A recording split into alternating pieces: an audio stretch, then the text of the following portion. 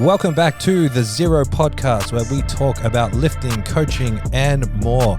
You can learn more about Zero by going to www.zero.com.au. That's Zero with a W. We are also proudly sponsored by Establishment Coffee. Head to establishmentcoffee.com.au. Use the code 025 for 25% off and free shipping. If you're watching on YouTube, don't forget to like and subscribe. That's what all the cool kids say. And if you're on Spotify, hit that 5-star review. We love it. Enjoy the show now. All right, while you guys look for a quote, I'm going to kick it off with the quiz because Tom Bro's going to China in T-minus 3 hours. Do we just yell out the answers? You can if you want. Is it a China quiz? It is. Okay. Go. I hope none of you's read the answers. No, I didn't. didn't. Meg, do you think you've got the upper hand here? Oh, I don't know. I tried to make them ones that you won't be able to answer. It depends on the kind of question, so. All right. Question 1. What is the official name of China? People's Republic of China. Meg, 1-0. Nice. Question number 2. Communist over here. What is the capital of China? Beijing. Wow, you're just going to all have 1 point. Peking. Okay. Question number 3. What is the national sport of China? Judo? No. Ping pong. Yes. Well, no. Table tennis? Yes. Mother effer. Judo might be the national sport of Japan. Okay. Yeah, apparently judo in Japan, nationals is the quality is higher than the Olympics. I should have known that because judo is not a Chinese word. Yeah. Judoka. All right. So China, it's fucking humongous. How many time zones are there in China? 3? I'm going to say 7. 5. Final answers? Yeah. There is 1. Oh, Really? Yeah. wow. Yeah, crazy. That's cool. Really cool. How? Because it's on the equator. I'm not too sure. Is it on the equator? It's on the equator. No, it's definitely not. It's It definitely goes- not in Ecuador. It goes wide rather than long. Was that really that funny? That was fantastic. I know Tom Bro will laugh at like real stupid jokes. So I know we'll like that one. All right. You guys all minus a point for that one. Ah. All right. What were chopsticks originally used for? Oh. Something to do with gardening? Nope. A weapon? Nope. I don't know. Picking your nose? Nope. Tying up your Writing of hair. some form? No. You guys are looking way too deep into this. Eating? Close. Cooking? Yes. Ah. All right. How many people in China live in caves? You want a specific number? Give me a range. 10 million. Nope. Thousands. Nope. Hundreds. 2 million. Nope. That's definitely not 2 million. Like 50. Million? No. Why? Is It's less than 50 million. 35 million. Yes. oh my gosh. What? I love those videos when people guess the answers of things and get it right. Yeah, 35 million people in China live in caves. That needs a fact check. Are you Crazy. serious? Yeah. No. This better not come up with These are your people. you know those videos that say fact checkers have.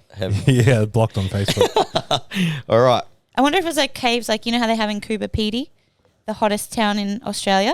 They live underground, but it's like full houses with, you know, like lounges and beds and everything. It's just underground. Look, I'm going to guess the answer to that is no. Why? It was China. This All right. is the same country that starved like a huge percentage of their population to death. Wait, be careful. You're going there. They might be listening to this. CJ, cut that out. All right. How many Chinese people live abroad? 35 million. No. Up. 200 million. Nope. 100 million. Less. 80 million. Less. 70 million. 60 million. Less. 50 million. Yes. How come- Wow, Meg, how'd you get that? Why did none of you guys could have intervened and stolen the answer just then? You're like the guy in that meme. More. All right, they're They're my questions. Oh, we kind of all tied. We'll call it a tie. But technically, you know how I -1 for when Yeah. you lost the point. Meg, you literally lost 5 points just then. I did not. You Lost did. 5 to gain 1 back. All right. What are your quotes? I'll do mine first because it's right here on my phone. It's from. Well, can I give background to why it's my quote this week? Of course. Because we watched Batman on the weekend, the one with Robert Pattinson, Mm-hmm. and the evil guy, the villain who plays the Riddler, is in this movie that I really like, and it kind of reminded me of how much I love this movie. It's called Little Miss Sunshine, and the quote is by the character Dwayne, who plays the Riddler, and it's, "You know what? Fuck beauty contests. Life is one fucking beauty contest after another. You know, school, then college, then work. Fuck that, and fuck the Air Force Academy. If I want to fly, I'll find a way to fly. You do what you love and fuck the rest." Yes. I've So never heard good. Meg swear more. There's a lot of F-bombs in there. I've never heard Meg. Damn. You know, I thought of that the other day. I was like, does Meg swear? You know, sometimes when you just think, I thought that like literally this week or last week. What Really? the hell? yeah, I thought it. I'm like, I don't think I've ever heard Meg swear. I wonder if she does. Can confirm. I do, just not that much. Okay, you're going to have to help my pronunciation here. Okay. I looked up a Chinese quote. Mine is bu zuo bu ji. Can I see? 不做不死. That's not a quote. Bu su. 不做不死. That's So- not a quote. Like don't It means don't not sit, don't do die. not die. Which means if you don't do stupid things, you won't end up in tragedy. Oh, Nice. nice. It's kind of like saying don't poke the bear. Quite literal. Yeah. Nice. I got a real basic one, but it's life isn't as serious as your mind makes it out to be. It was to do with life. Mm. All right. Yeah, that's Just good. all cosmic worms on a rock, destined for nothing. All right. Mine is when you compete, losing is not an option, but being defeated is. You can't help losing. It's competition. But you can help whether you're defeated or not. That's like every 18 to 21-year-old woman who goes through a breakup and then puts on their story, win or learn. Never lose. There's always there's blessings and lessons. All right. Someone who tries to do fake tanning on the weekend as a career winner. Start my business, win or learn, never lose.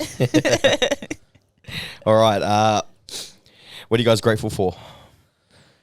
I'm grateful for my job because I get the best of both worlds. I can do coaching and helping people, and then I can really, really push my love for training on the other side. And it allows me to do things like drive Thomas to the airport at midday on a Wednesday. Nice. Mm-hmm. Very good.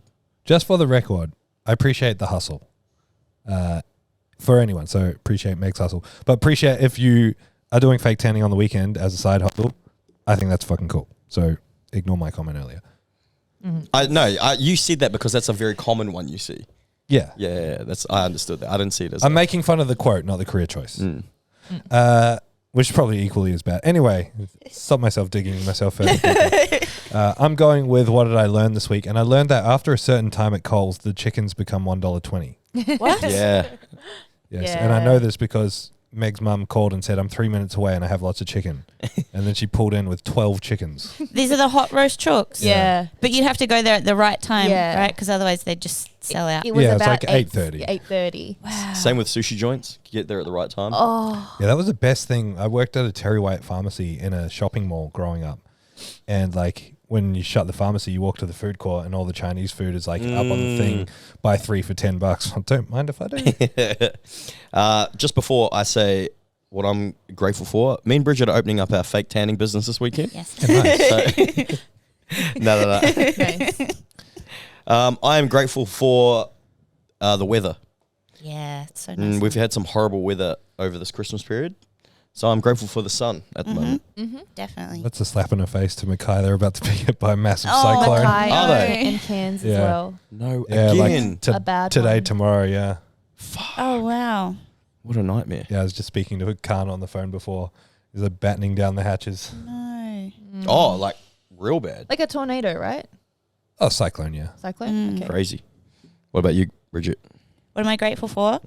I am grateful for how long I've been able to get away with paying cheap rent. My time has run out now, and they've put my rent up, and it's about the same as what everybody else would be paying for my apartment. Did you fight back? Yeah, I did, and they put it down by like $20. Okay. Yeah, Oh, that's better than nothing. yeah, that is better than It's nothing. $1,000 across the year. That is true. Yeah, but no, now I'm paying normal rent prices as of this year. So yeah, I was grateful for cheap rent for a long time. Very nice. I just realized I screwed up anyway. The what have I learned is in place of what have we been up to this week, not the grateful. I still have to do a grateful. Yeah, you do.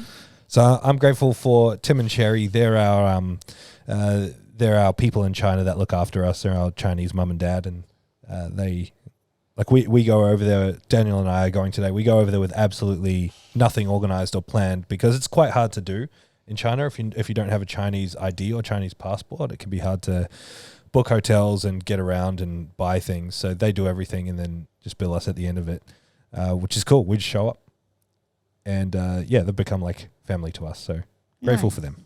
Very nice. You do a great impersonation of Tim.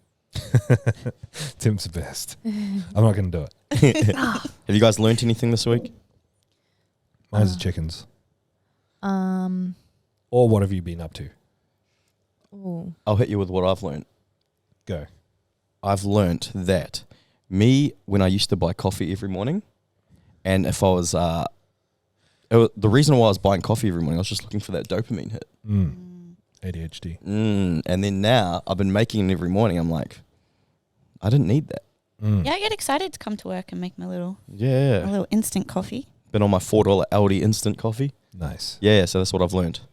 Oh, so you mean the dopamine was from purchasing the coffee out, not the actual coffee Even itself? little things like me and Bridget, sometimes out of laziness or convenience, will just eat out. And it's like you get a little dopamine hit, but then it's like, that was shit. What a waste of money. Yeah, okay. So yeah, that's what I've learned this week.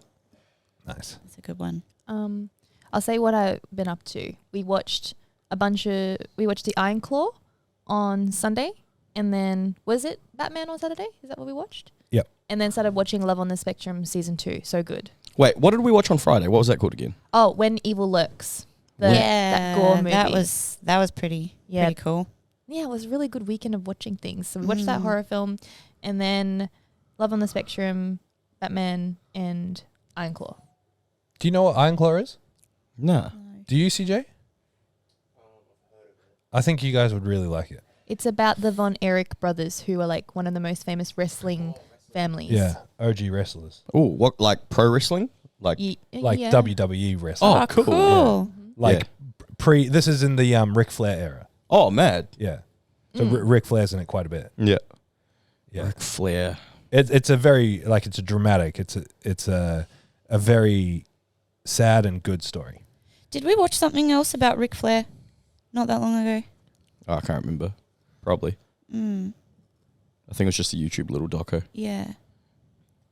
What have you been up to, Gidge? Not much, but I learned that I'm not the boss of my house anymore. My cat is. Barry. It took me 20 minutes to get him out of my bathroom sink. Why don't you just turn the tap on? Well, I'm not that cruel, but then I turned the tap on and he jumped back up and then he started playing in the water. So that didn't bother him at all. When life throws you lemons, you make lemon juice. That's what Barry did. All right. Oh, Barry. Sorry, this podcast is a little bit all over the show because we're on a little bit of a time crunch. Did you guys see the topics? No. I got avoided Thomas looking at to the whole read thing. them to me. I did, earlier. but I forgot them all. All right. So the first one is if squat, bench, and deadlift weren't options for you, whether it be injury or equipment limitations, what would you substitute them for? They're not options to me because of limitations. So Can it still be a squat movement? Yeah, can it be a variation? Yeah, like, yeah. can I go on the power squat? So you don't have to look at it through like a powerlifting coaching lens either. So like the outcome isn't to be better at squat, bench, deadlift. Like the outcome is just to be, you can look at it. Just train legs. Yeah. For whatever reason, strength or hypertrophy or Yeah. I do a lot more single leg variations, I think. Because I have more energy left over for it. I don't know, I'd hit Bulgarian split squats a lot more, I reckon. So let's say is that a true replacement though? Like, No, probably not. That's- I'd like go on leg press a lot more. no. So let's just say I thought you hate leg press. I do hate leg press, but I do what I have to do.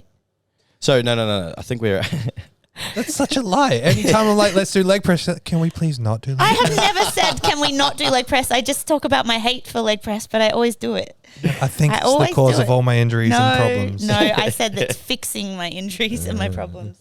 and then Bridget does one session without you, and she's like, I'm injured again.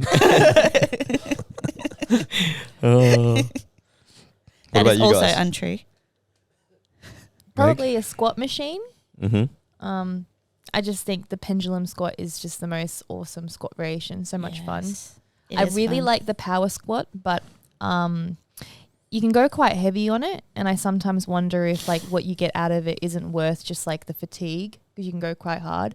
Kind of like the belt squat. You can Yeah, probably you go can really, load it really right up. You can load it right up, and you probably don't get as Yeah. much out of it as Mm-hmm. if you were to do like a leg press. A belt squat's a really easy one to fuck up. You see so many people that are really, really advanced in their training that still screw up a belt squat and don't do it properly. If you can, like, and I'm only talking about our one, if you can put on like 10, 25s aside, you're just doing it wrong. Mm. Yeah, you have to 100%. stand right over it. See people doing like little good mornings, and then they've got the clip all the way at the sit back. right back into it. Hip shoot back, their knees don't trail forward at all. Mind you, I mean, like, use the machine however you want. Mm. When I see that happening, I just think, gee, you're going to have to unload a lot of plates. Yeah. Like, you could get the same sort of stimulus by just changing your position, clip the thing a few holes forward. It's just, you're just making it hard for yourself when it comes to loading and unloading. But, I mean, that's what the machines are there for. Use them however you want. Mm-hmm. Just be prepared to be made fun of on the podcast. What about you, James? What are you going to go for? I'm going to say the hack squat or the leg press. Yep. Hack squat. So the only reason I'm saying hack squat is because of old school like Tom Platz videos. Yep. When he used to hammer the hack squat and he'd go like full range, and they were awesome. But then I think the leg press is awesome just for building strength and muscle. Yeah. You can load it pretty heavy. You can take it through as much range as possible without really, some people lack the range on like a power squat machine, or they struggle to get to depth or whatever you want to call it. But on that, you can, it's pretty easy to access a little bit more range. So I'm going to go with that. Yeah. If I look at it through the lens of like wanting to beat myself up in the same way as squats, as in like wanting to feel like I've been destroyed, I'd either go the power squat, or if we're talking about like most gyms don't have access to that machine, I'd go hack squat. But I think if you're just asking me what my straight up substitution would be, I'd go pendulum as well. There's just something so humbling about it. Pendulum's awesome. I don't know. One thing I found out about the pendulum, when I was like doing stuff for my adductor, the pendulum was fine. It didn't challenge my adductor at all. But then leg press and like a goblet squat or a power squat Beats it really up. fucked it up. Yeah.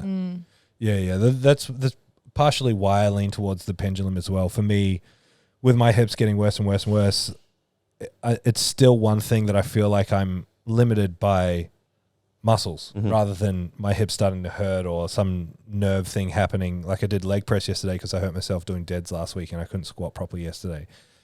And I jumped on the leg press for the first time in forever, and it just, it was sort of initiating the same sort of issues that I get on squats. Whereas pendulum, I feel like I can just I can go all the way down to the bottom and I can just beat myself up until my muscles can't do more. So I enjoy that. Why is it? Is there any... I don't know. I think it's because the actual loading arc changes through the movement. Like if you look at a leg press or a hack squat or even a barbell back squat, you've kind of got a defined balance point where the load travels. Whereas that kind of shifts on a pendulum. You know, it changes from like the back of your foot to the front of your foot quite dramatic. It's almost like starting in a back squat and then ending up in a front squat and then going back to a back squat, if that makes sense. And it just allows you to shift all that weight forward, smash your quads, but then also smash your glutes and hamstrings in the top range too. I'm probably overanalyzing this, but that's what it feels like. Yeah, because I said to when I was doing some rehab with Jordo the other week, I said to him, it felt good on the pendulum. And he goes, oh, well, yeah, you probably won't feel anything on the pendulum. Go to a leg press. And I did. I was like, okay, maybe it's not that great. Yeah. Yeah, I just thought that was similar. Yeah. Well, that's only squats. What about bench and deads for everyone? Bench, probably like dumbbell bench. Or any of the machine chest press. Yeah. Does like a feet up barbell bench count, or is that too close to barbell bench? Bit too close, I reckon. Probably dumbbells. So just go really hard on dumbbells. What about you, Bridget? I was just saying machine chest press, but I guess it all depends on why you can't bench as well. When I couldn't bench, it was because of my neck, and I was doing flat back Larsen press, and that felt fine. But is that allowed? Yeah, why not? Well, I don't know. Tom, bro? I reckon I'd probably go like a unilateral machine, like one of the hammer strength style machines we've got out there, before a dumbbell press. That said, in my own training, when I cut out bench, I do dumbbells instead.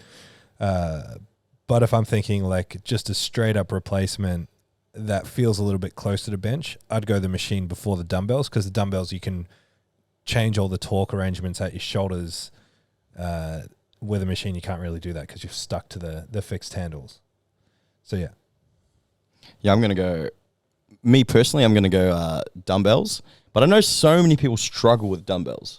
Like, they're so strong and they can only lift X amount of weight with dumbbells just because they struggle with the skill of getting them up. And That's me. Yeah, I still remember years ago when I was trying to get you to do dumbbells and you just dropped it on your hip. Yeah. And it made a massive noise and you're like, Not much has changed. And then I think I saw you and Tom Bro do it the other week as well. Yeah, I'm going to go dumbbells. Yeah. But I just really enjoy that Prime chest press machine. Prime machine's nice. Declan's going to love that one. For sure.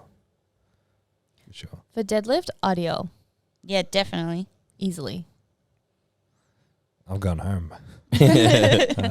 Like any sort of deadlift replacement. Any like posterior, I don't know, it's just become my least favorite thing. Stiff legs, RDLs, any deadlift variation basically at the moment hates me, so I hate it. But RDL for sure. Yeah. I'm on team RDL for that one. I'm going to go trap bar. Yeah, that's a good one. Change it Yeah. Yeah, I just like it because it's so easy to... it's a very entry-level exercise that kind of replicates the skill of a deadlift. Like, you know, it's they don't have to worry about the bar shifting in front of them. I can just say to someone relatively new to training, stand in the middle of this, grab the weight, the handle's in the middle, and just stand up with it. Very easy. See, for me, I'd rather take every trap bar in the world, melt it down, make nails, and then stick them in my eyes than ever do a trap bar deadlift ever again in my life. I also think they're a very encouraging tool to use for like new lifters. Not for me. No, I know what you're saying. Yeah, because it's, you know, the low, when people get their first 100 kilo deadlift and things like that, which is pretty easy to attain on a trap bar. So I think for new lifters, it's quite encouraging. Absolutely. It's enticing. Being able to lift numbers they're probably not going to lift anytime soon on any other piece of equipment. Bridget, what are you going to say? I was saying RDL. Oh, you said for RDL sure. too? 100%. Nice. All right. This will probably be the last one. Well, we're kind of out of time. Yeah. But I had some questions I wanted to ask last week. I can't remember if they're still relevant or not, but I'm going to bring them up. This is like life stuff, not so much training stuff. If someone gave you a box of everything you've ever lost, what was the first thing you'd look for? Doesn't have to be what you've lost, like something you had and you no longer have. Like a physical item? Yes. Okay. What else would it be? Like a loved one? You can't put a loved one in a box. That's a coffin. Well, I just wanted clarification. That's a coffin. I know what mine is. What? Charizard Pokemon card that I bought for $120 at the Riccarton Market. I spent my, I can't remember, birthday or Christmas money on it. $120. Do you know how much they're worth now? Yeah. You don't want to play that game. I said it to my parents. I think I've told you this. Yeah. Yeah. How good would that be if I could sell that now? I know. I can't think of anything. I haven't lost anything that I couldn't replace. Mine's a sad one, but I did lose a ring that my auntie left me after she died. I lost it on an airplane on the way back from Europe, and I made all the staff search for it, and we never found it. Did you take it off? No, so it was getting a bit loose because where I'd gone, it was winter, and you know how your hands kind of like shrink a little bit when it's wintertime, and I'd been sleeping, and I woke up. Oh my gosh. And I didn't notice when I'd lost it. So I might have lost it like before I got on the plane. But I always used to play with it. And then I went to play with it and it wasn't there. That's the worst Yeah. feeling. It was this beautiful ruby ring. So probably that. I can't really think of anything else. What about you, Thomas? I don't know. I'm very non-sentimental with stuff. Me too. I don't care about stuff that much. But I can think of 3 things. 2 of them are bikes. I've had 2 bikes stolen in my life, and I loved both of those bikes. And then another one is a pair of shoes that I got given when I was like 10 years old. They were original More Up Tempos. When they had first come out. And the person that gave them to me, their son had moved back to America, and so they gave them to me. And I had no friends at the time, and I was bullied heaps, and it just made me feel special wearing these shoes. That's cool. So they meant something to me then. Did you lose them? No, I just grew out of them. I just don't have them anymore. Oh, okay. Yeah. Yeah, I'm not a very sentimental person either. I know you are, Bridget. You're the first person I've realized that was like really sentimental about things. Yeah. What's another thing? So yeah, I like to have very few things, but I like to know exactly where those things are. And so like that Rubik's Cube, for example. I'd never touch it. It just sits there. But if that was gone, I'd be really upset. Yeah. I know what I'm doing April 1. Finding a new house. All right. This one might be a bit harder. Maybe we'll just do these 2 and then save the other ones for another time. If you had to if you could relive one day of your life, what day would it be and why? The day after my 21st birthday party, because that was the last time my whole family, including my extended family, were all together. Cue the sentimental stuff. Nice. Yeah. And that was when we were living in Bundaberg in this beautiful house near the beach. It was a good time. Meg, you go. It's a hard one. It's a lot of days in your life. No, come back to me. Actually, mine will probably be the first day I started working at Zero. Tom Bro's like, this is your last. What would mine be? I don't know. My mind immediately jumps to sporting moments. Like, yeah. I don't know. Yeah. How about we all think about it and bring it next time? I'll write it in the notes next time. All right. I got to go China. Bye. Bye. Thank you so much for listening to the ZeroW Podcast. If you want more information, head to our Instagram, @zero_weakness. Hit the link in the bio for all of our services and any information on upcoming workshops and events. Don't forget to leave us a 5-star review so we can have a broader reach and answer more people's questions. Thank you once more.